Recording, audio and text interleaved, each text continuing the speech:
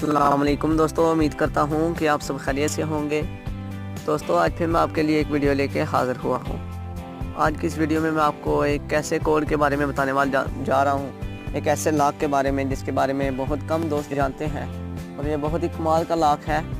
अगर वीडियो अच्छी लगे तो प्लीज़ लाइक कर देना, इसकी वजह से कोई भी आपका व्हाट्सएप हैक नहीं कर सकेगा। दोस्तों सिंपल आपने अपने व्हाट्सएप को ओपन कर लेना है।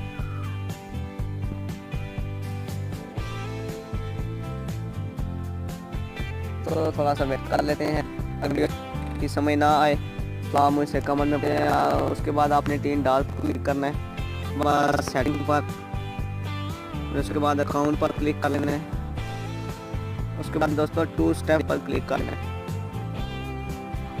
दोस्तों ये मैंने अनलेबल किया है, इसको मैं डिसेबल कर देता हूँ।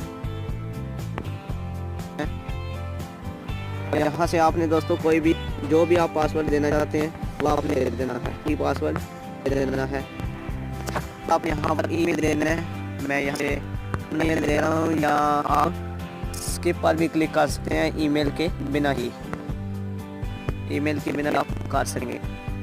अगर आप ईमेल नहीं है तो आप स्किप पर क्लिक कर जाएगा और ये सेव हो जाएगा।